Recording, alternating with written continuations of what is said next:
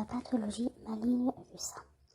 C'est ce qu'on va voir aujourd'hui, un petit aperçu. On va parler à un congrès ou à un webinaire qu'on a assisté après cette intro.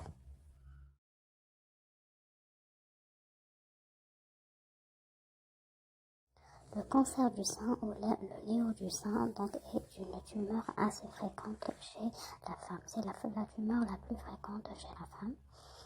Le diagnostic a un trépied de clinique de mammographie et d'histologie. Les marqueurs tumoraux sont indispensables pour le pronostic et pour le suivi. Et leur traitement, donc c'est soit la chirurgie, hormonothérapie, chimiothérapie, radiothérapie, avec un soutien psychologique et social. Donc il faut savoir que l'UMA fait le congrès, le 48e journée GenCon 2020, la gynécologie obstétrique et reproduction. Ils ont parlé beaucoup plus concernant le cancer du sein. Ils ont parlé des femmes âgées après 70 ans. Donc c'est toujours une problématique. Est-ce qu'on doit les opérer ou non? Est-ce qu'on doit leur faire le traitement adjuvant?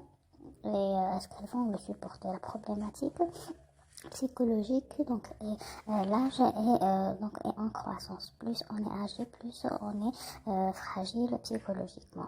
Existe-t-il des différences entre les cancers des femmes âgées et des femmes jeunes? Donc concernant le cancer lui-même, les types histologiques, il faut savoir que les études qui ont été faites ont vu que le cancer lobulaire et mucineux sont plus fréquents et la tumeur est généralement plus volumineuse.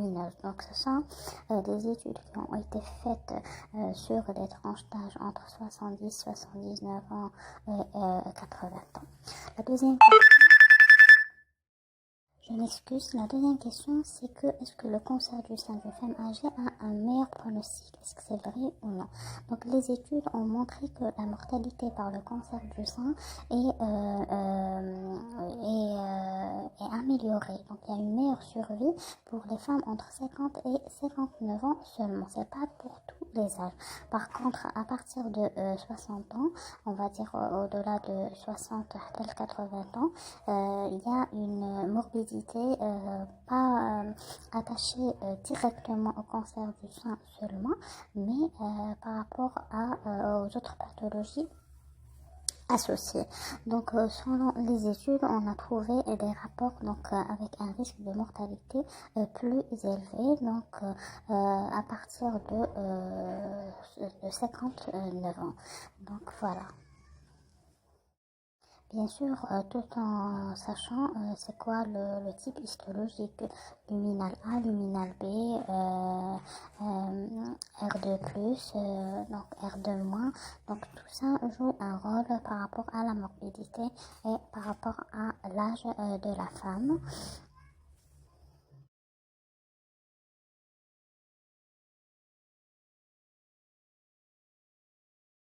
Troisième question, à quoi ça sert de traiter les femmes âgées puisqu'elles vont mourir d'autre chose?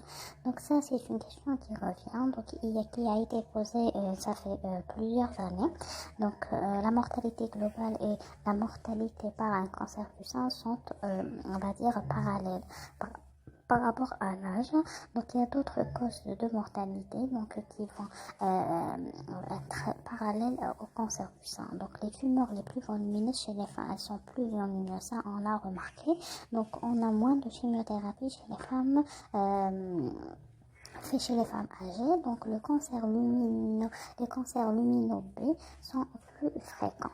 Donc, dans les études qu'on a fait, il faut savoir que la mortalité par cancer du sein a été plus importante chez les femmes au-delà de 70 ans, sans comorbidité, c'est-à-dire elles n'ont pas une autre pathologie associée. Donc, il faut toujours faire une évaluation gériatrique dans les pays où il y a la gériatrie. Donc, quand on a un cancer du sein, il faut faire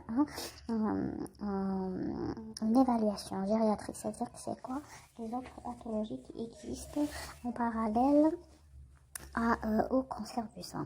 Donc par rapport au traitement, on a une survie au-delà de 75 ans qui est un peu plus importante quand on traite la malade. Donc toujours, il faut savoir qu'on doit traiter. Donc pour les modèles de prédictifs de survie, donc il faut les faire, il faut les calculer. Le meilleur QI qu'on utilise, c'est l'encodage. C'est un outil de dépistage en gériatrie oncologique pour donner un score sur une survie de 5 ans et pour décider est-ce que le traitement est bénéfique ou non pour cette femme âgée. Donc la chirurgie, comme les traitements, donc il faut évaluer le statut gériatrique donc, et la survie sur 5 ans pour décider est-ce que l'intervention va être bénéfique ou non. Selon les études, c'est toujours bénéfique d'opérer, que ce soit une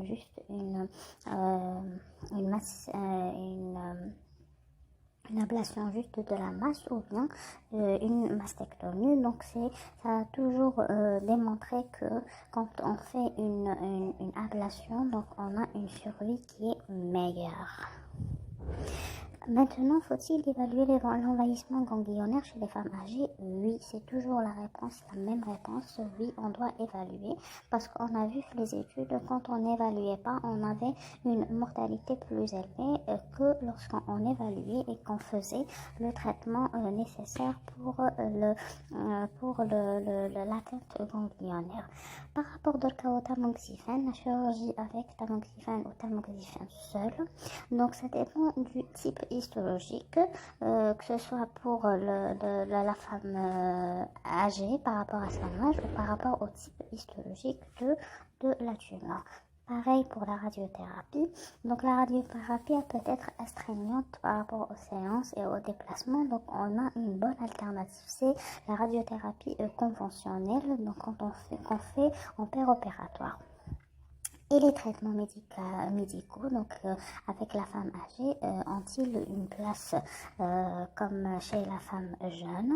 Donc il faut savoir que le vieillissement va nous donner plusieurs comorbidités, donc va nous donner plusieurs pathologies par rapport à l'élimination des produits rénales, médulaires, toutes les autres pathologies. Donc les traitements médicaux et l'hormonothérapie adjuvante sont donnés avec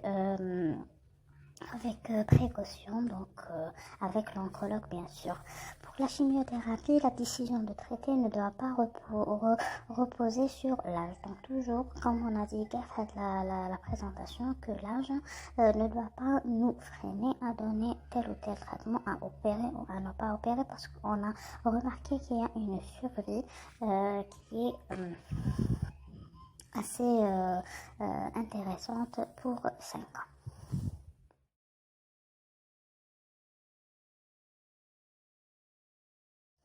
En cas de métastase, qu'est-ce qu'on doit faire chez une femme âgée? Donc, selon les études qui ont été faites, les métastases précoces et donc à un âge jeune pour les cancers, il y a certains cancers qui donnent des métastases très précocement, donc ils sont peu fréquents chez les femmes âgées. Donc, selon le type du cancer, donc est-ce qu'il est RH- ou plus, est-ce qu'il est R2 ou la plus ou la moins, donc on va avoir des métastases et on a une survie qui va diminuer bien sûr. Donc par contre pour les inhibiteurs de l'aromatase chez les femmes âgées, il y a une qualité de vie qui est moindre chez une femme âgée, donc c'est pas des médicaments qui sont utilisés avec facilité et ils n'ont pas donné de résultats sur la survie très importante. Voilà pour la conclusion. Donc il faut traiter les femmes âgées comme les femmes jeunes, ne pas tenir compte de l'âge seulement, mais aussi du type histologique. Il faut toujours utiliser l'encodage pour évaluer la survie sur 5 ans. Donc la deuxième partie avec un autre médecin qui a discuté la première présentation. Donc pratiquement elle était d'accord sur tout ce que la première présentation avait décrit, avait donné. La seule précision qu'il y avait 3 type de vieilles. On va veiller des jeunes vieilles et des vieilles vieilles et des vieilles très importantes, très élevées. Donc toujours on revient sur l'encodage, toujours c'est le message que on doit transmettre aujourd'hui, c'est que il faut toujours, quand on a une femme âgée avec un cancer, on fait une évaluation de sa comorbidité, donc de son encodage par rapport aux pathologies associées qu'elle a, avec un score et donner un score sur la survie de 5 ans pour décider du traitement à faire, toujours en tenant compte du côté psychologique de la femme. Voilà, je vous remercie.